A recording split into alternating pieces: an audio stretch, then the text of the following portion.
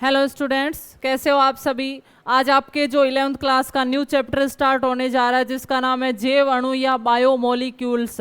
तो देखिए स्टूडेंट्स, जैव अणु क्या होते हैं कि वे पदार्थ, वो रासायनिक पदार्थ जो जीवों के शरीर में उपस्थित रहते हैं उनको क्या बोला जाता है, जैव अणु या बायोमोलिक्यूल्स।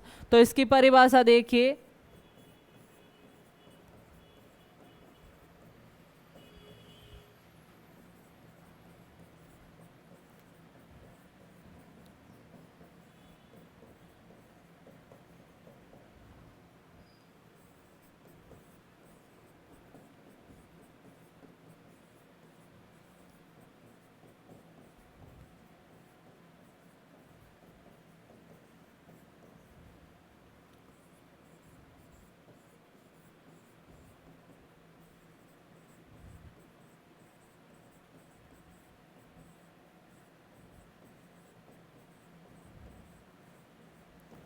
तो देखिए जैव अणु किसे बोला जाएगा, वे रासायनिक पदार्थ, यौगिक या अणु जो मानव जीवों के शरीर के अंदर उपस्थित रहते हैं उनको हम क्या बोलेंगे, जैव अणु। अब ये जैव अणु कई प्रकार के हो सकते हैं, जैसे कार्बोहाइड्रेट होता है, प्रोटीन होती है, वसा होती है, न्यूक्लिक अम्ल होते हैं, एंजाइम होते हैं, वो सब हमारे शरीर में उपस्थित रहता है तो उनको हम क्या बोलेंगे, जैव अणु। जैसे कार्बोहाइड्रेट,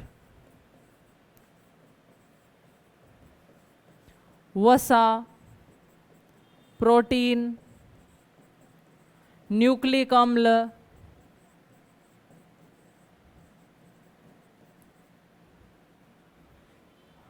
एंजाइम्स, ये सब जो जीवों के शरीर में उपस्थित रहते हैं इनको क्या बोला जाता है, जैव अणु बोला जाता है। तो इसको नोट कीजिए, फिर हम सब इनको पढ़ेंगे विस्तार से कि किस प्रकार कार्बोहाइड्रेट होते हैं, प्रोटीन होते हैं, न्यूक्लिक अम्ल क्या होते हैं जीवों के शरीर में, वो कितने प्रकार के होते हैं, एंजाइम कैसे होते हैं, वो क्या कार्य करते हैं। तो इन सबको हम विस्तार से पढ़ने वाले हैं, तो इसको नोट कीजिए आप।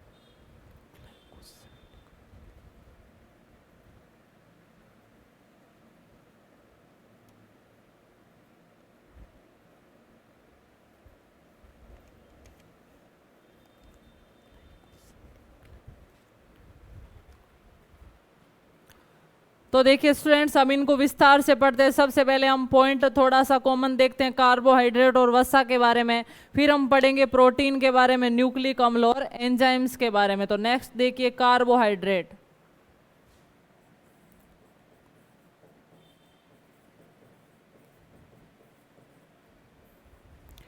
कार्बोहाइड्रेट के अंदर मुख्य रूप से क्या होती है, कुछ शर्कराएं आती है, और शर्कराएं भी मोनोसेकेराइड, डाइसेकेराइड, पॉलीसेकेराइड कई प्रकार की होती है। देखिए जो कार्बोहाइड्रेट की इकाई होती है वो होती है ग्लूकोज।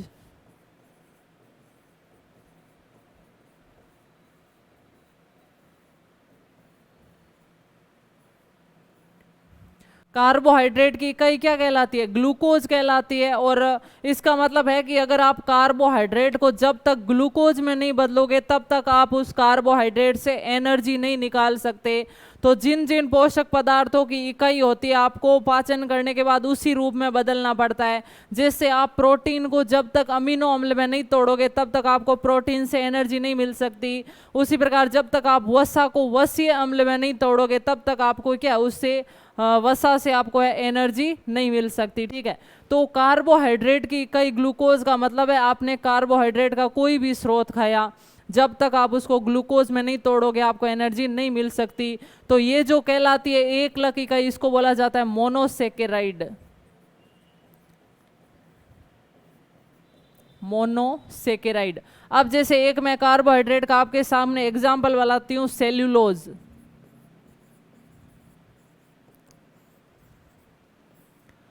सेल्यूलोज एक ऐसा बहुलक है जो कई प्रकार की ग्लूकोज की लड़ियों के मिलने से बनता है। जैसे glucose plus glucose plus glucose, इस प्रकार की कई लड़ियां जब ग्लूकोज की आपस में मिलेगी तो क्या बनेगा? सेल्यूलोज। जैसे आप इसको एक माला मान सकते हो और इनको क्या मानोगे? मोती। तो हम ऐसा कह सकते हैं सेल्यूलोज की इकाई क्या है? ग्लूकोज। या सेल्यूलोज का एकलक क्या है? ग्लूकोज। या हम ऐसा बोल सकते हैं ग्लूकोज का बहुलक क्या है? सेल्यूलोज। यानी इसका मतलब है कि ग्लूकोज का बहुलक मतलब ग्लूकोज के जुड़ने से क्या बनता है? इसके कई है, सेल्यूलोज भी बनता है, स्टार्च भी बनता है, लेकिन सेल्यूलोज का एकलक यही है। ग्लूकोज की इकाइयां जब कई सारी जुड़ जाएगी तो किसका निर्माण हो जाएगा? सेल्यूलोज का निर्माण हो जाएगा। तो इनको बोला जाता है पॉलीसेकेराइड और इनको बोला जाता है मोनोसेकेराइड। यानी बहुत सारी लड़ियों के मिलने से जो श्रृंखला बनी है उसको बोलेंगे पॉलीसेकेराइड, और जो एक श्रृंखला होती है उसको क्या बोला जाता है? मोनोसेकेराइड। तो देखिए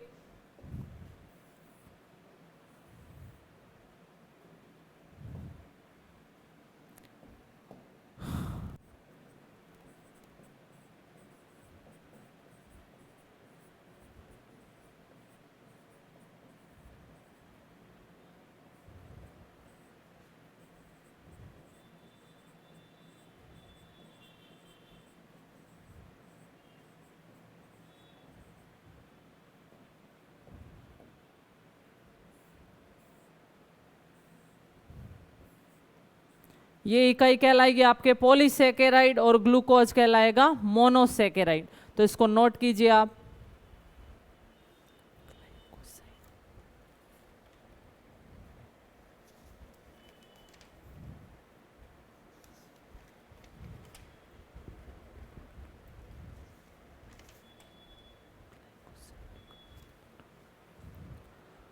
तो स्टूडेंट्स अब हम देखते हैं कि ये जो मोनोसेकेराइड इकाइयां आपस में जुड़ती है ये एक बंध के द्वारा जुड़ती है जिसको बोला जाता है ग्लाइकोसाइडिक बंध। तो देखिए नेक्स्ट पॉइंट, ये जो इकाइयां आपस में जुड़ेगी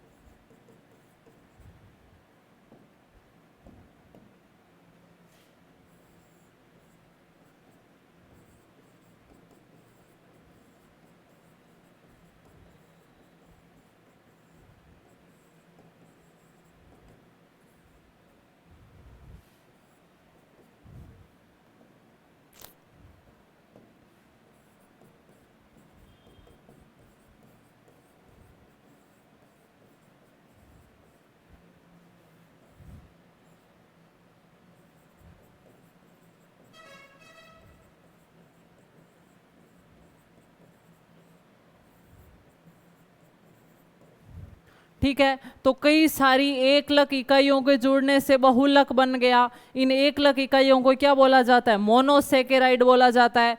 तो जब कई मोनोसेकेराइड मिल जाएंगे तो किसका निर्माण हो जाएगा? पॉलीसेकेराइड के द्वारा। और जब ये इकाइयां आपस में जिस बॉन्ड के द्वारा जुड़ते हैं उस बॉन्ड या बंध को क्या बोला जाता है? ग्लाइकोसाइडिक बंध। बहुत इंपॉर्टेंट है, क्वेश्चन आता है कि मोनोसेकेराइड इकाइयां जुड़कर पॉलीसेकेराइड बनाएगी, तो मोनोसेकेराइड इकाइयां आपस में किस बंध के द्वारा जुड़ती है? ग्लाइकोसाइडिक बंध के द्वारा। तो ये कार्बोहाइड्रेट की संरचना। फिर हम देखते हैं, जैसे एक एग्जांपल आता है आपके सामने है, जैसे माल्टोज। तो देखिए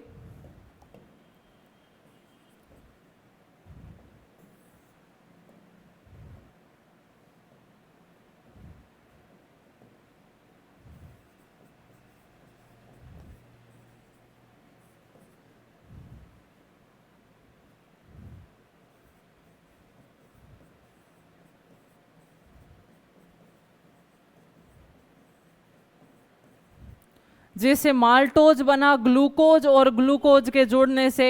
तो जब दो मोनोसेकेराइड इकाइयां जुड़ जाएगी तो क्या बनेगा? ये कहलाएगा डाइसेकेराइड और ये कहलाएगी मोनोसेकेराइड। अगर एक इकाई है तो वो मोनोसेकेराइड, दो इकाइयों के जुड़ने से कोई संरचना बनी है तो वो कहलाएगी डाइसेकेराइड, और कई सारी लड़ियों के जुड़ने से जो संरचना बनती है उसको क्या बोलेंगे? पॉलीसेकेराइड। तो देखिए ये माल्टोज किसका उदाहरण है? डाइसेकेराइड।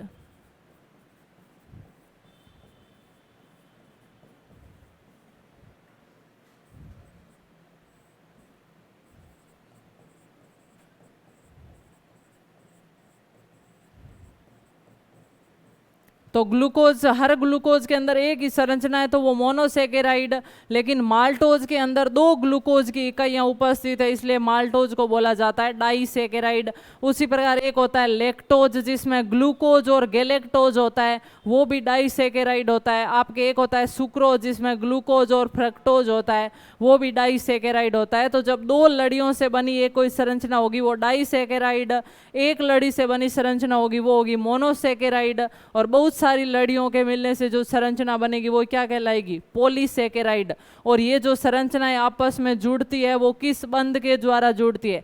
ग्लाइकोसाइडिक बंध के द्वारा। तो ये कार्बोहाइड्रेट के कुछ पॉइंट है, इसको नोट कर लीजिए। फिर हम देखते हैं वसा की इकाई क्या होती है और प्रोटीन क्या होते हैं।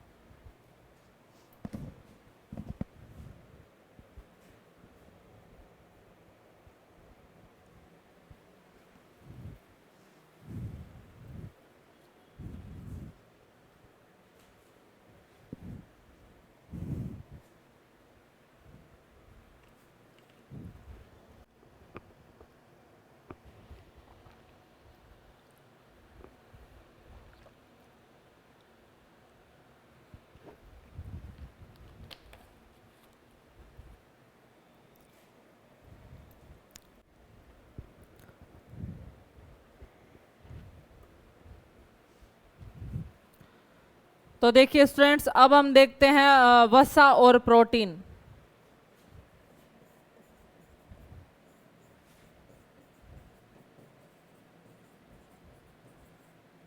जो वसा की इकाई क्या होती है? वसीय अम्ल। यानी आप जब तक वसा को वसीय अम्ल में नहीं तोड़ोगे तब तक आपको जो वसा में एनर्जी है वो नहीं मिल सकती, इसलिए वसा की इकाई क्या बोला जाता है? वसीय अम्ल। फिर हम देखते हैं प्रोटीन।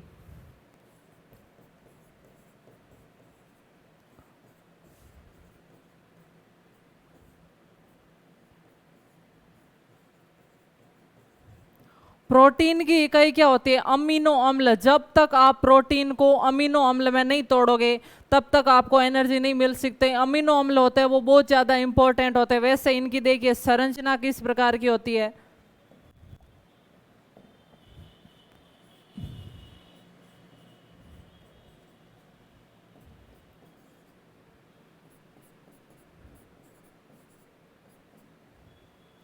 ये एक अमीनो अम्ल की संरचना है जिसके अंदर एक जुड़ा होता है कार्बोक्सिल समूह। जो कार्बोक्सिलिक अम्ल होता है इसका समूह क्या कहलाएगा? कार्बोक्सिलिक समूह है। और एक जुड़ा होता है अमीनो समूह। ये आपके एमाइनो समूह, एमाइनो एसिड ग्रुप।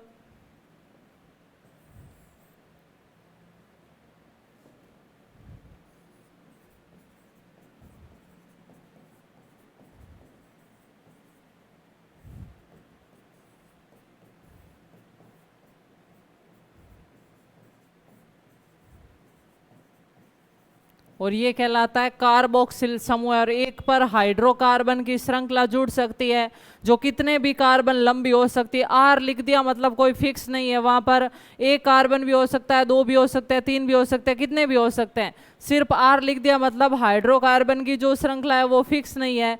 तो जो अमीनो अम्ल की संरचना होती है वो इस प्रकार की होती है जिसमें कार्बन परमाणु में एक तरफ हाइड्रोकार्बन के लिए आर लिखा हुआ होता है, एक इससे हाइड्रोजन जुड़ा हुआ रहता है, और दो जो ग्रुप फ्री रहते हैं उसमें एक पर जुड़ जाता है कार्बोक्सिल समूह और एक पर जुड़ जाता है अमीनो समूह। तो ये एक प्रकार के अमीनो अम्ल की संरचना है। ठीक है, अब जब अमीनो अम्ल बहुत सारे जुड़ जाएंगे तो किसका निर्माण होगा? प्रोटीन का। सेम वही कार्बोहाइड्रेट वाला प्रोसेस है कि कई अमीनो अम्ल जुड़ गए तो क्या बन गई? प्रोटीन बन गई।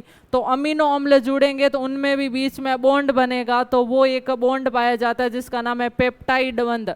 जो अमीनो अम्ल होते हैं वो पेप्टाइड बंध से जुड़े रहते हैं और किसका निर्माण करते हैं? प्रोटीन का निर्माण करते हैं। अब देखिए ये जो संरचना है आपके अमीनो अम्ल की, ये अपनी संयोजकता चेंज भी कर सकते हैं। हाइड्रोजन हट सकता है, यहाँ पर माइनस आ जाता है, यहाँ पे भी हाइड्रोजन हट जाता है, तो एक नई संरचना बनती है जिसको बोलते हैं ज्विटर आयन। ठीक है, तो ये हम अमीनो अम्ल के देखते हैं बॉन्ड को।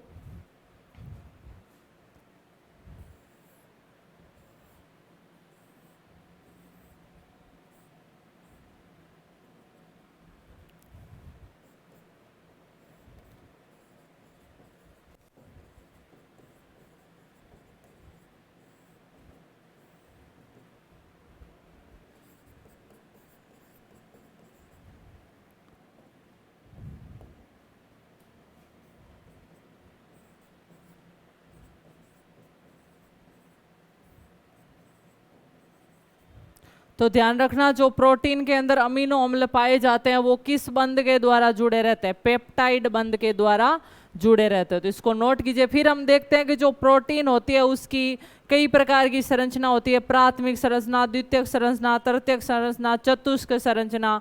तो हम प्रोटीन की संरचनाओं को देखेंगे, तो इसको नोट कीजिए। फिर देखते हैं प्रोटीन की संरचनाएं।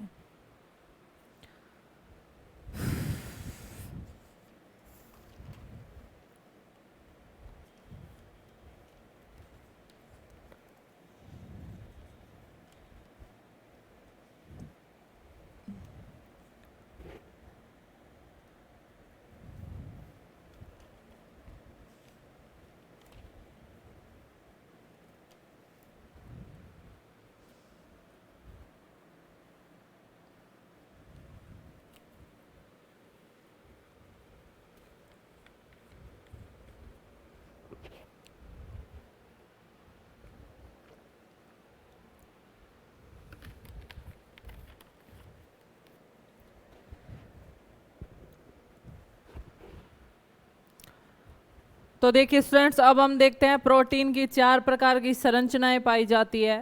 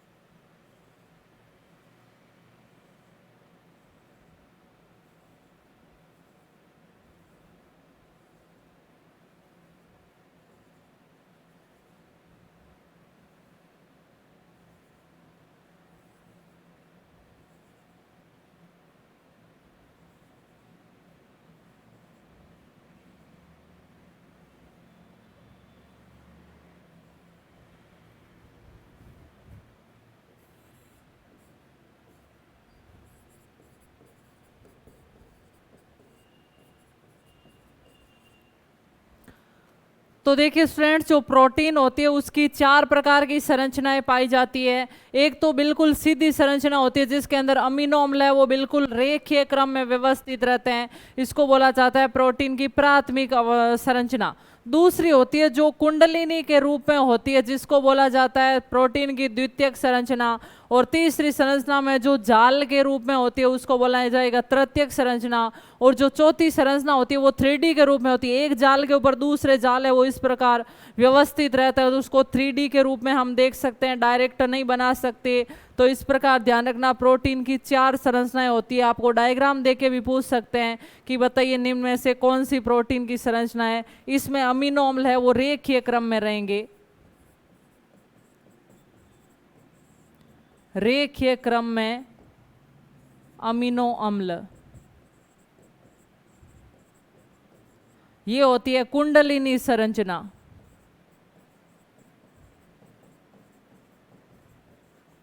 और जो कुंडलिनी बनती है वो किस प्रकार बनती है, दक्षिणावर्त बनती है, क्लॉकवाइज। जिस प्रकार घड़ी की दिशा चलती है उसी प्रकार कुंडली बनती है, यानी दक्षिणावर्त कुंडली। और इसके अंदर जाल जैसी संरचना होती है।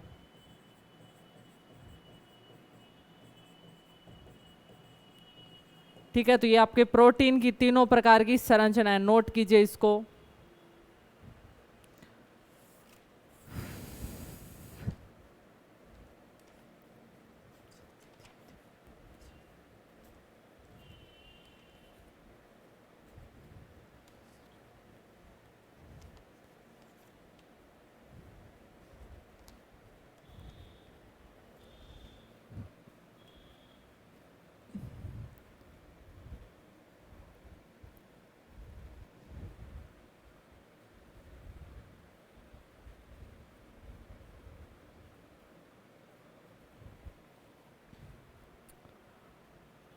तो ये आपके प्रोटीन की संरचना है। अब हम देखते हैं कुछ शरीर में पदार्थ पाए जाते हैं जिनको बोला जाता है पाचन करने वाले, जिनको उपापचयज बोला जाता है।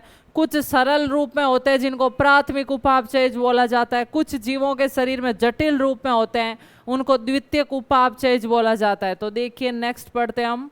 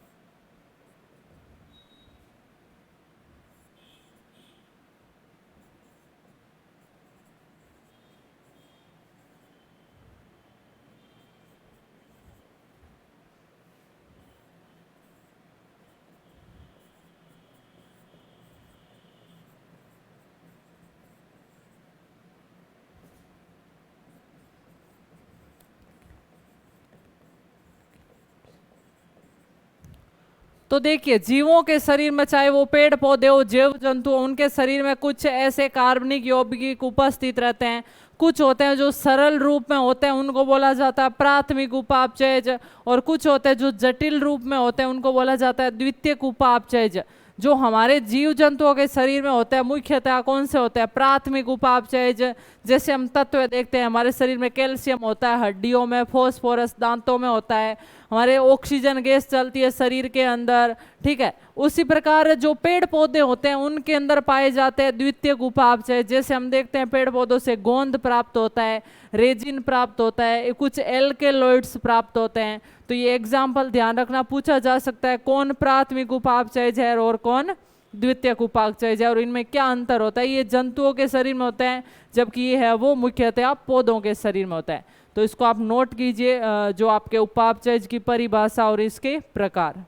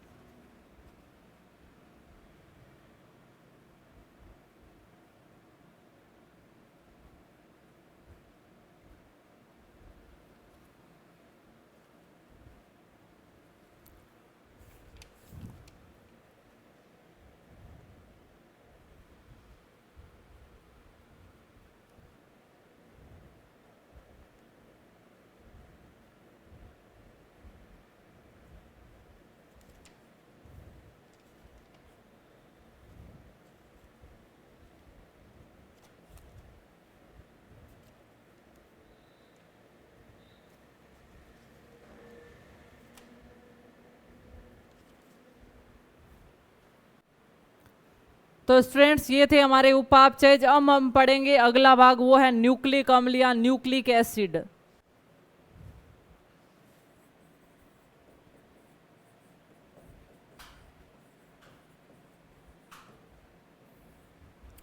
तो देखिए न्यूक्लिक अम्ल क्या होता है, ये हमारे शरीर में पॉलीसैकेराइड होते हैं, यानी कई प्रकार की एकलक इकाइयों के जुड़ने से मिलकर बने होते हैं न्यूक्लिक अम्ल।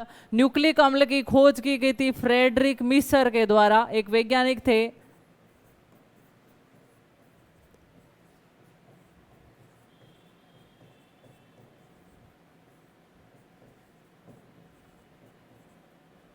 जो न्यूक्लिक अम्ल होते हैं वो दो प्रकार के होते हैं, एक होता है डीएनए और एक होता है आरएनए।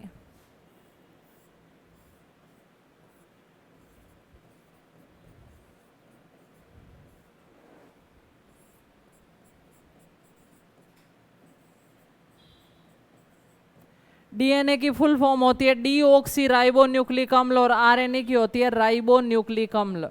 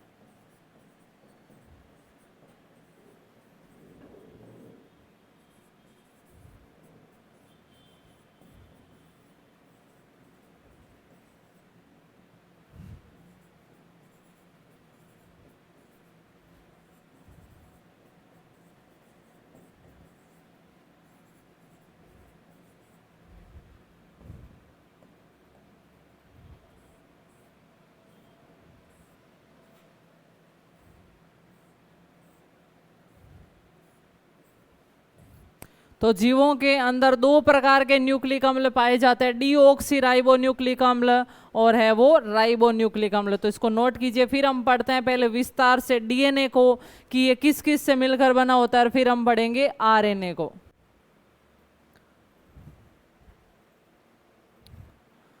तो देखिए स्टूडेंट, सबसे पहले हम पढ़ेंगे डीएनए।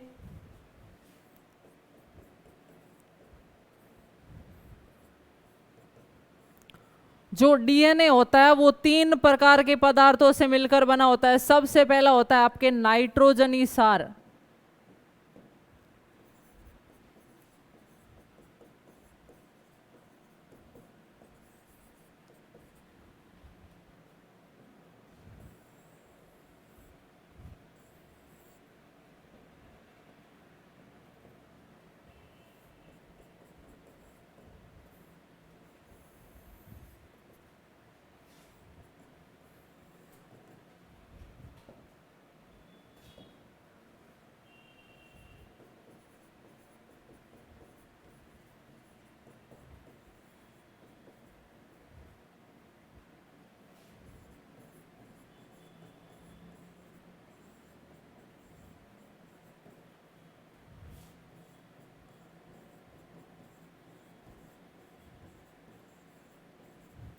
डीएनए के अंदर मुख्य रूप से 3 प्रकार के पदार्थ पाए जाते हैं, नाइट्रोजनी सार, पेंटोज, शर्करा और फॉस्फेट समूह। अब फॉस्फेट समूह तो लगभग डीएनए और आरएनए में समान होता है, चेंज किस में होता है, पेंटोज शर्करा के अंदर और नाइट्रोजनी सार के अंदर। तो जो डीएनए के अंदर पेंटोज शर्करा पाई जाती है उसका नाम है डीऑक्सीराइबोज।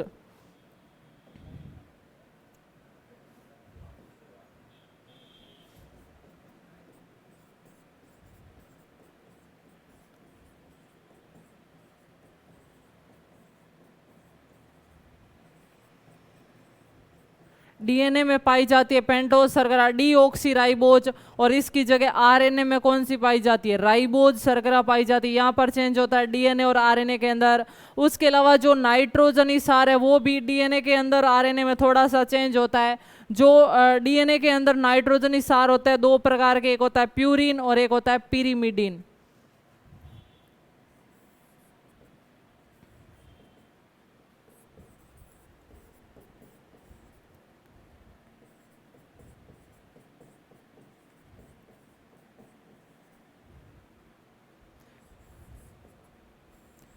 जो 2 प्रकार के नाइट्रोजनी सार होंगे प्यूरिन और पिरीमिडीन, इनको फिर आगे 2-2 भागों में डिवाइड किया गया है। यानी जो डीएनए की स्ट्रक्चर होती है उसके अंदर टोटल 4 प्रकार के नाइट्रोजनी सार पाए जाते हैं।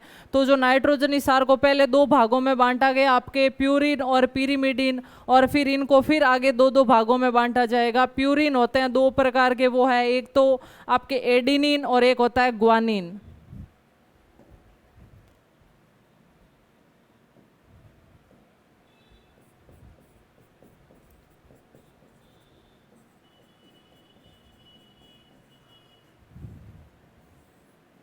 और उसी प्रकार पिरीमिडीन भी 2 प्रकार के होते हैं, थाइमीन और साइटोसिन। तो इस प्रकार के पदार्थ पाए जाते हैं डीएनए में। टोटल 3 प्रकार के नाइट्रोजनी सार, पेंटोज शर्करा और फॉस्फेट समूह है। जो डीएनए के अंदर पेंटोज शर्करा पाई जाती है उसका नाम है डीऑक्सीराइबोज शर्करा, और नाइट्रोजनी सार है वो 2 भागों में बांटा गया, प्यूरिन और पिरीमिडीन। फिर आगे देखेंगे तो प्यूरिन भी 2 प्रकार के होते हैं और पिरीमिडीन भी 2 प्रकार के होते हैं। जो 2 प्यूरिन है एडिनिन और ग्वानिन, और 2 प्रकार के पिरीमिडीन है थाइमीन और साइटोसिन। अब जब डीएनए की स्ट्रक्चर बनेगी तो प्यूरिन और पिरीमिडीन का आपस में क्या होगा, संयोजन होगा। जो एडिनिन और थाइमीन है वो आपस में संयोजन करेंगे, और जो ग्वानिन और साइटोसिन है वो आपस में संयोजन करेंगे। तो किस प्रकार जुड़ेंगे, देखिए जो एडिनिन होता है इसको लिखा जाता है ए से, ग्वानिन को लिखा जाता है जी से, थाइमीन को टी से और साइटोसिन को सी से। तो ये किस प्रकार जुड़ेंगे, आपस में जुड़ने के लिए इनके बीच में बॉन्ड बनेगा, बंध बनेगा, और जो बॉन्ड उपस्थित रहेगा उसको बोला जाता है हाइड्रोजन बॉन्ड। तो देखिए कौन किस प्रकार बॉन्ड बनता है, जो एडिनिन और थाइमीन जुड़ता है इसके बीच में डबल हाइड्रोजन बॉन्ड बनेंगे, जबकि जो ग्वानिन और साइटोसिन जुड़ता है इसके बीच में कितने हाइड्रोजन बॉन्ड पाए जाएंगे, 3 हाइड्रोजन बॉन्ड पाए जाएंगे। तो इस प्रकार जो नाइट्रोजनी सार है वो आपस में संयोजन कर लेंगे। यही कारण है कि जो डीएनए होता है वो बहुत ज़्यादा स्थायी होता है। एक तो इसके अंदर ये जो थाइमीन नाइट्रोजनी सार होता है ये इसको ज़्यादा स्थायित्व प्रदान करता है, और दूसरा इसके मध्य कौन से बॉन्ड उपस्थित रहते हैं, हाइड्रोजन बॉन्ड। जो आरएनए की आगे हम स्ट्रक्चर देखेंगे तो आरएनए के अंदर ये बॉन्ड नहीं बनते हैं। यही कारण है कि ज़्यादातर जीवों के अंदर आनुवांशिक पदार्थ क्या होता है, डीएनए होता है, आरएनए नहीं होता है, क्योंकि डीएनए है वो ज़्यादा स्टेबल होता है। 2 कारण क्या है, एक तो डीएनए के अंदर थाइमीन नाइट्रोजनी सार की उपस्थिति, और दूसरा डीएनए के अंदर पाया जाने वाला हाइड्रोजन बॉन्ड जो डीएनए को ज़्यादा स्थायित्व प्रदान करता है। इन सब संरचनाओं से मिलकर जो डीएनए की स्ट्रक्चर बनती है, तो इस स्ट्रक्चर को देखिए,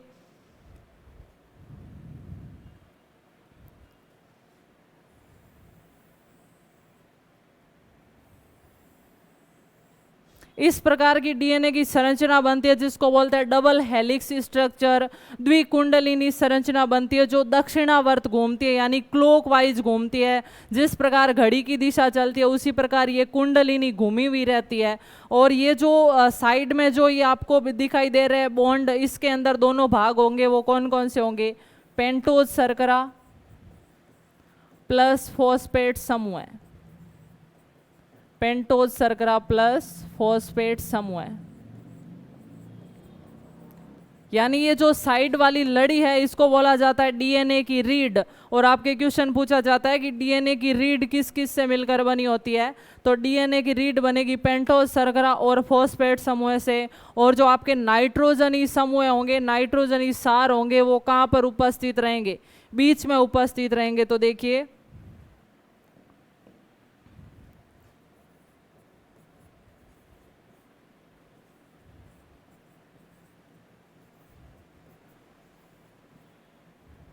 एडिनिन के साथ थाइमिन जुड़ेगा, ग्वानिन के साथ साइटोसिन जुड़ेगा।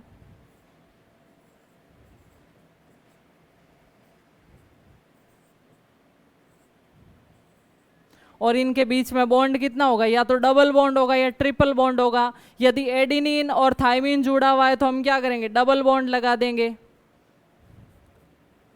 और यदि ग्वानिन और साइटोसिन जुड़ा हुआ है तो हम ट्रिपल बॉन्ड लगा देंगे।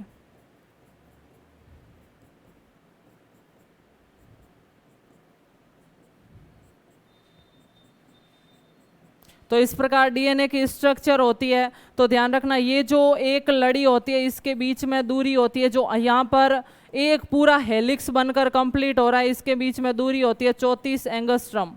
और इसके अंदर टोटल 10 नाइट्रोजनी सार आ रहे हैं। अभी आपको नहीं दिखाई दे रहा, लेकिन जो एक लड़ी होती है, एक घुमावदार भाग पूरा होता है ये वाला और ये वाला, इसके अंदर नाइट्रोजनी सार कितने होंगे, 10 जोड़ी होंगे, 10 पेयर्स होते हैं नाइट्रोजनी सार के, नाइट्रोजनियस बेस।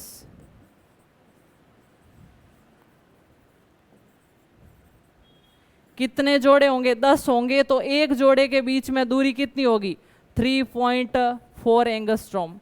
यानी 10 के बीच में जो दूरी है वो 34 एंगस्ट्रम है, तो एक के बीच में दूरी कितनी होगी, 3.4 एंगस्ट्रम। तो ध्यान रखना, जो एक लड़ी पूरी हो रही है उसके बीच में दूरी कितनी होती है, 34 एंगस्ट्रम। और ये दोनों पॉइंट ध्यान रखना कि जो डीएनए की रीड बनी होती है वो बनी होती है पेंटोज शर्करा और फॉस्फेट समूह की। और जो नाइट्रोजनी सार होते हैं वो कहाँ उपस्थित रहते हैं, डीएनए के बीच में उपस्थित रहते हैं। तो स्टूडेंट्स, यहाँ तक ही थी हमारी ये जो जैव अणु वाली क्लास। नेक्स्ट क्लास के अंदर हम पढ़ेंगे डीएनए के कुछ और पॉइंट और आरएनए की स्ट्रक्चर और आरएनए के प्रकारों के बारे में। Thank you so much.